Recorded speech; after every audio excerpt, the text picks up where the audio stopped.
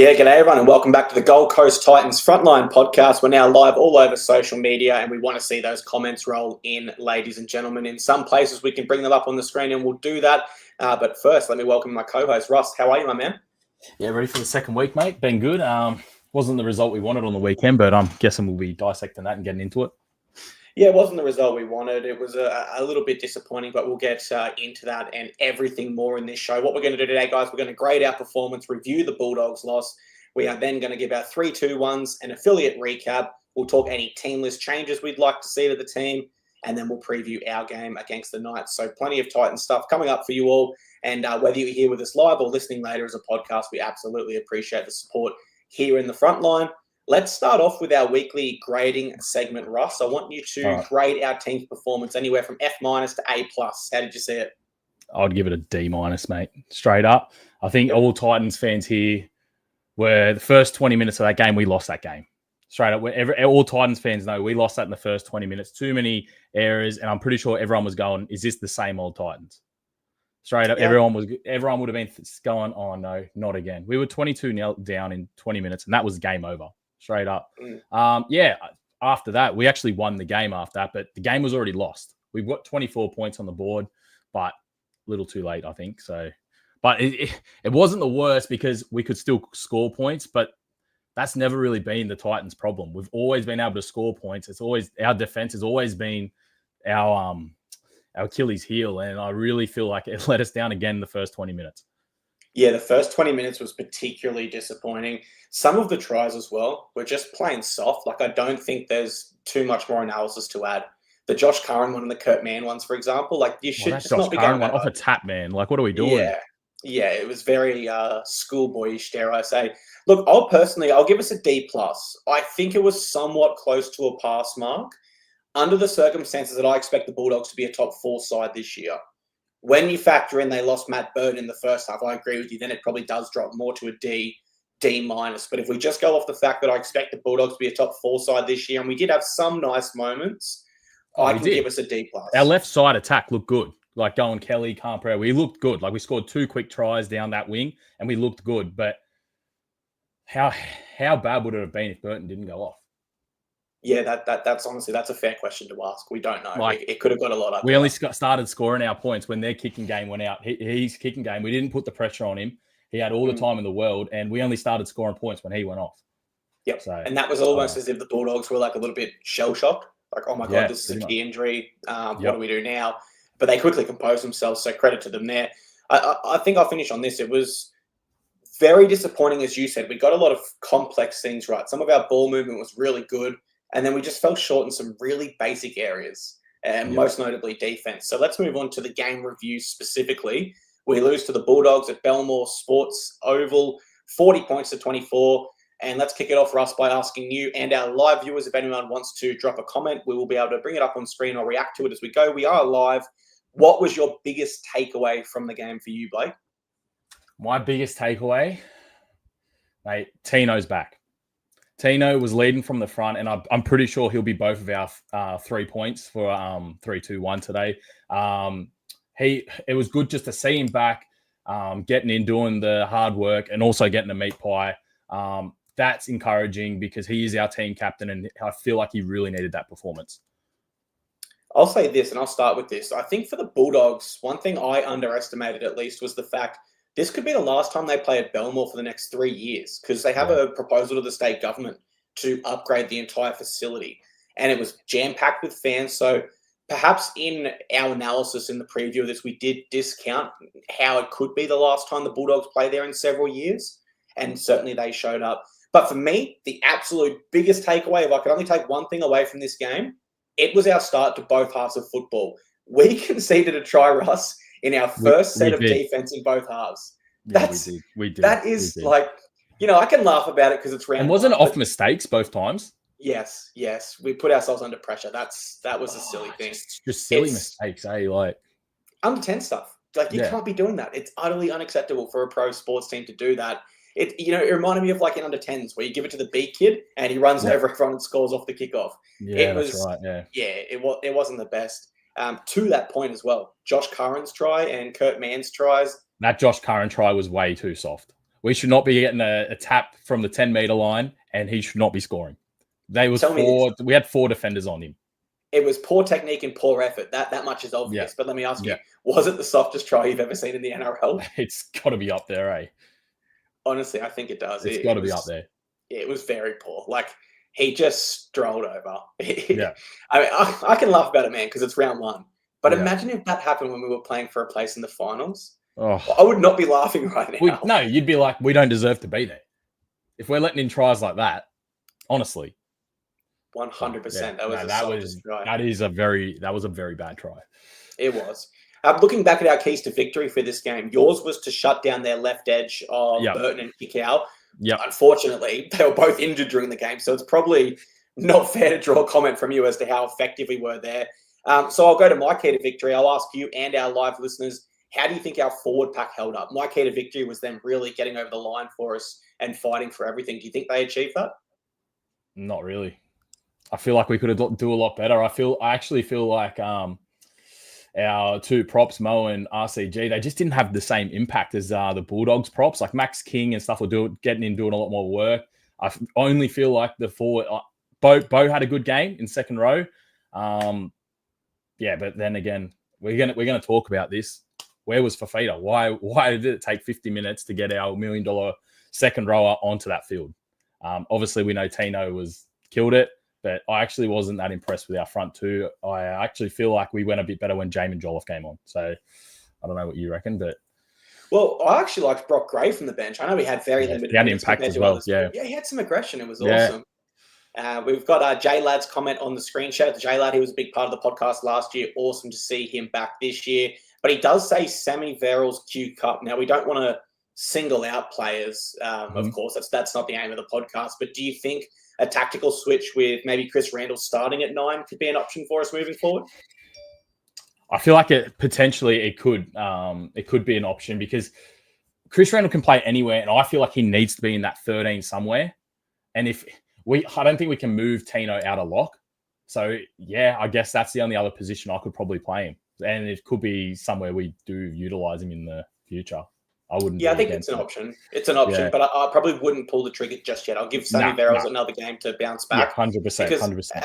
Whilst we can say he was poor, there was definitely some other poor players in that game as well. Back to the forwards and how they went. Now, I actually thought the forwards started okay, but then gradually fell away. And I do want to put part of that blame on our outside backs because there were some errors that put us under pressure and really zapped our energy in what we were trying to do. Now, coming into this game, of course, what we didn't know was there'd be a heat wave in Sydney, and it would be extremely fatiguing. 34 degrees yesterday when they yesterday. So when they went on the field, it's probably still 30. Yep. And I heard the NRL was really close to doing it in quarters as well. That's how close it was. Really close. So the Bulldogs' mobile, smaller forward pack, they controlled the ball a little bit better. They didn't have as many silly errors as us, and you couple that with a higher completion rate. And it did kill our energy fast. We did gas fast. We defended not too bad in some parts, but then that fatigue added up to the point where we were making silly errors and just missing plain tackles, like to go back to Josh Curran again. But why it really upset me, and I'll get your word on this, is we're at our best when we throw caution into the wind and we take chances. But due to that fatigue, we kind of went into our shells a little bit. We're like, we're making errors coming out of our own end. Let's play it nice and safe. And we went cautious in attack. And we went too conservative, and I don't feel that's our strength at all as a side. Did you feel that when you were watching the game as well? Yeah, a bit. And like you said, like when we're throwing the ball around, that's when we play our best footy. Like we spread it out left twice, and we broke them actually really easily. Like I think we go from a scrum, and it went from Fermor to Kelly to Loffy, Pereira, and we did it twice, and we did it so easily. And so the best way we're playing footy is when we're actually spreading the ball. And I feel like Kinney had that awesome break, but in that first half, he didn't get the freedom to do that. Like he didn't have space. He couldn't do anything. He was very isolated. And that's pretty much because of, I feel like it's the kicking game of Burton in that first half, because he did, and their forward pack, they were like crushing us. He didn't have any time. Our backs didn't have any time to like do anything. So I don't know what you reckon, but. Well, I can add to that, man. I felt that they absolutely dominated us in the ruck rather. And it wasn't, and when people say that, they won the ruck. typically you're implying they were doing something illegal. I'm not suggesting that at all. The Bulldogs deserved it because they were dominant tackles and they just simply controlled us on the ground. You could see it. The tackle was kind of held. We were maybe on our side. And every time the Bulldogs' small mobile forward pack would bend over our big forwards, get them on their back, and make sure that our big props had to fully get up, roll over, slow down the momentum perfectly. But they earned it because it was a dominant tackle. As much as I want to see a quick ruck for us, I can't turn around and say that was illegal. So credit to the Bulldogs there. Got a comment rolling in here from Brandon Savage, host of the Super Coach Experience. He says, do you think the Titans need to get rid of Kelly? Attacking-wise, he's amazing, but defensively, he always has issues with his reads. And do the Titans need a more defensive approach, considering they have so many attacking weapons already? I'll go to you first, Ross. This is always, a lot of Titans fans always say this about Kelly, and they do say, like, he has his attacking, like he's an attacking weapon. We know that. And he does have his defensive areas, and he does lack a mistake every now and then. Desi loves Brian Kelly, and I feel like we always say this, round 1 or round 2, he always has a terrible game, but then round 3, he's amazing, and everyone's a big Kelly fan again. I don't know.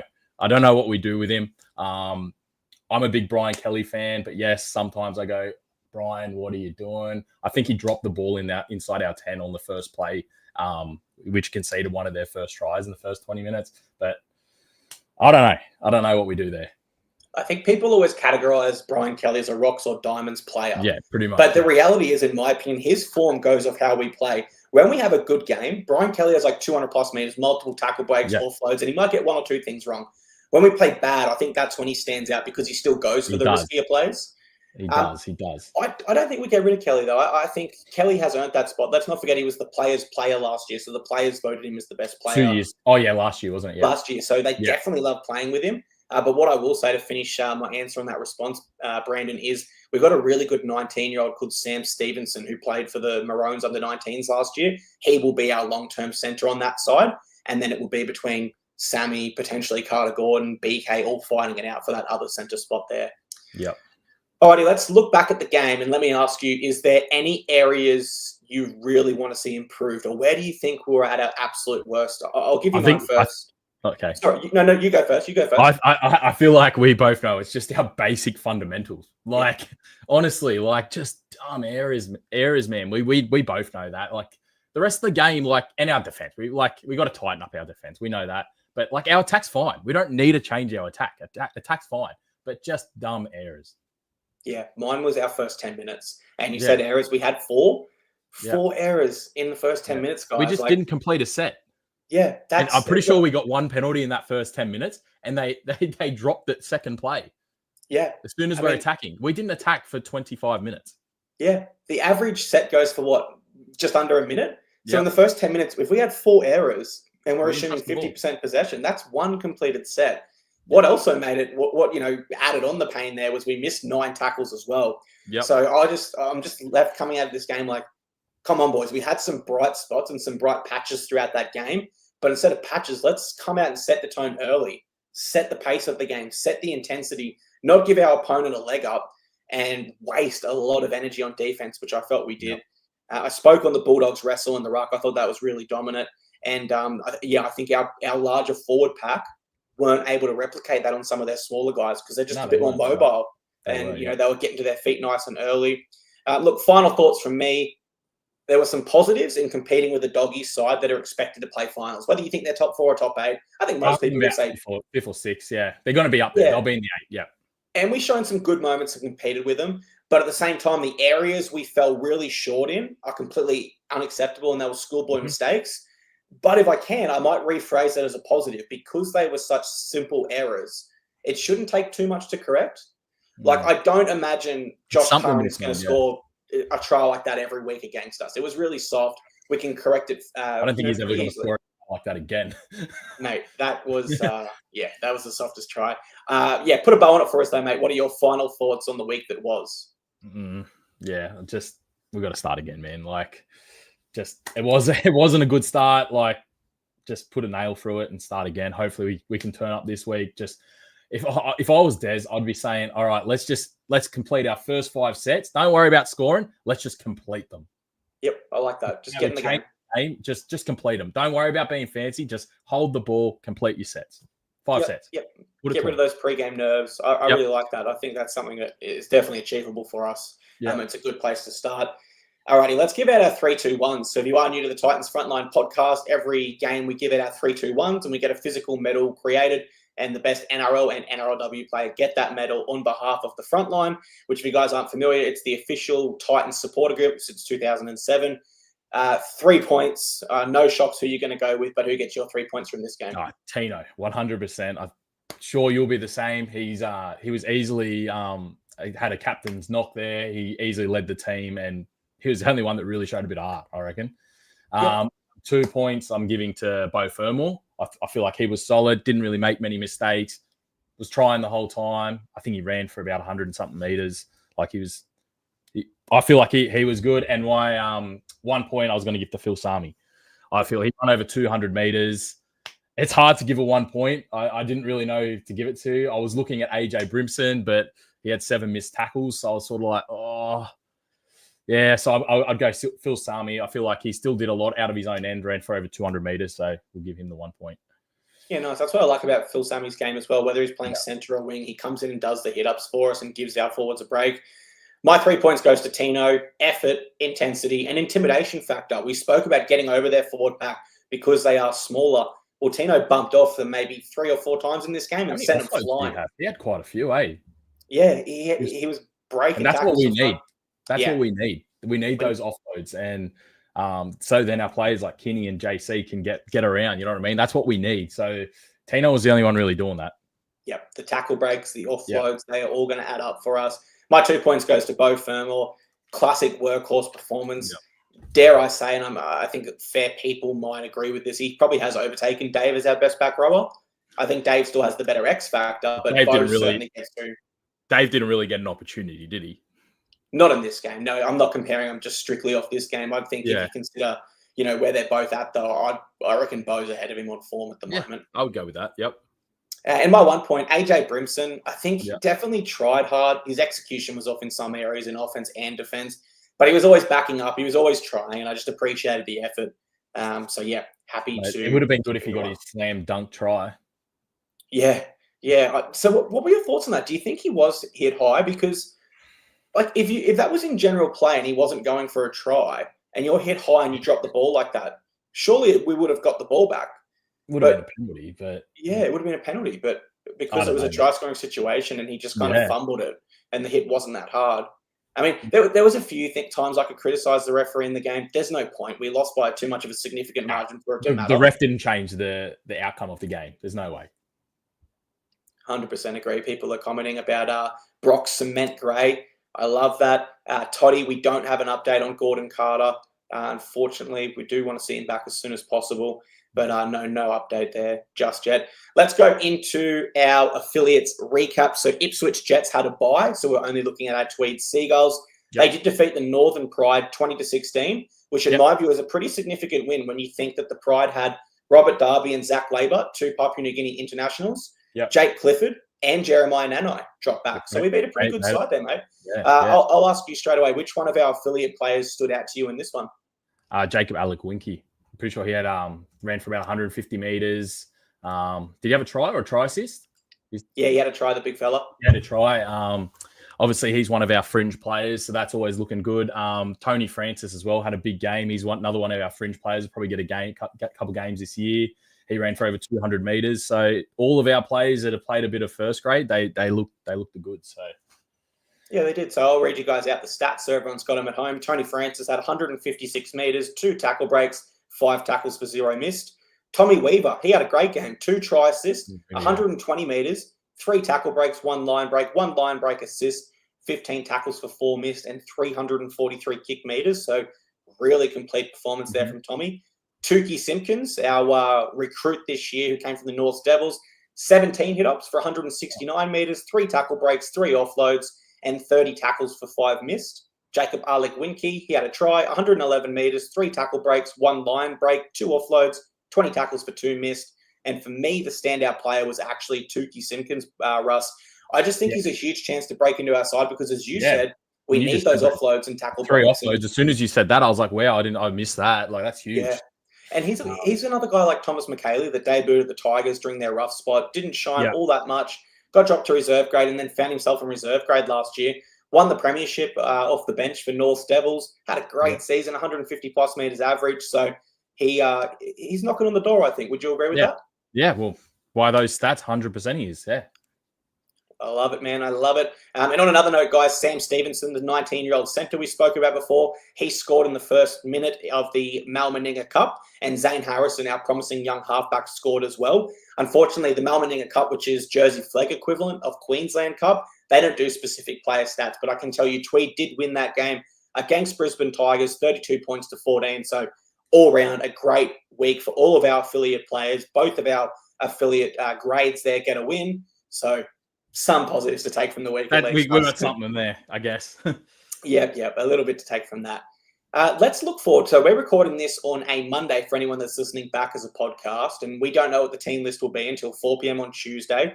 So let's leave everything we've spoken about in the past and look forward towards the future now. Yep. Team list come out tomorrow. Any changes you'd like to see to our 17, keeping in mind the Alofiana Khan-Pereira has been sent for a calf strain. If he's unavailable, who comes in? Any other changes you like as well? I think Tony Francis probably comes in. I'm guessing if Loffy's out. I don't know. I don't know what Des could do. No one Des. He could maybe move Beau Fermor to centre and move Sammy to the wing. So we don't know what he will do, but I think he will go Tony Francis. Any other changes? Yes. Let's start Dave Fafita. Yep. I don't think he'll change too much, to be honest. It's round one. Maybe Dave Fafita, man. Like, he's got to be on there. Like, he's our explosive player. Like, what's he doing? Like, the game was already lost. We were losing. He came on with 30 minutes to go. He couldn't change the game. He couldn't do anything. Like, it was already over. Like, I don't know. It's a tough spot for Dave too, because fans expect him to come off and be able to change the game because he's done it in the past. But the reality is the highlights that he has in the past, they're not sustainable in the NRL. You can't do those sort of plays every week. No way. You just can't. I'm actually thinking now for the wing, instead of Tony Francis coming in, could we do something where we play Jalen de Groot as well on the wing and have 4 attacking fullbacks? Or maybe I'm getting a bit too ahead of myself. Are we taking the piss now? 4 fullbacks on the field. That could be fun to watch. It could be disastrous as well. Yeah. So. But the other note I had attacking side, like our left side is our dominant side. So I wouldn't be surprised if he puts Phil Sammy there. I don't know. I could be wrong, but yeah. And the other thing with Desi is whatever team list you get on 4 p.m. on Tuesday, you're probably not going to get it on game day. It's going to change. It's going to change. Yep. Yeah. Mia says Tony comes in for Loffy. I think Tony Francis is definitely. I think that's the obvious choice. Yeah. One change I think I might not mind for this game is if Leo Thompson is out for the Knights, and we know Kai Pearce-Paul's suspended as well, I think they could be a little bit short in the middle and in their forward pack. So I would keep Tino at lock. But if Leo Thompson notably is there, then I would prefer Chris Randall starting at 13 and either Mo or RCG dropping back to the bench. I'd just rather have 2 genuine big body front row rotations, so I feel comfortable. Whereas we kind of threw all our shots at the Bulldogs in the first 10 minutes. Yeah, it didn't work, and then we had 3 fatigued middle forwards and only 1 fresh one coming off the bench. So depending on what side the Knights put out, that's an option. I already asked you about Dave Fafita on the bench. I agree with that. Benjamin Mikoska from Facebook says Dave had a shot and he didn't do much. He should stay on the bench.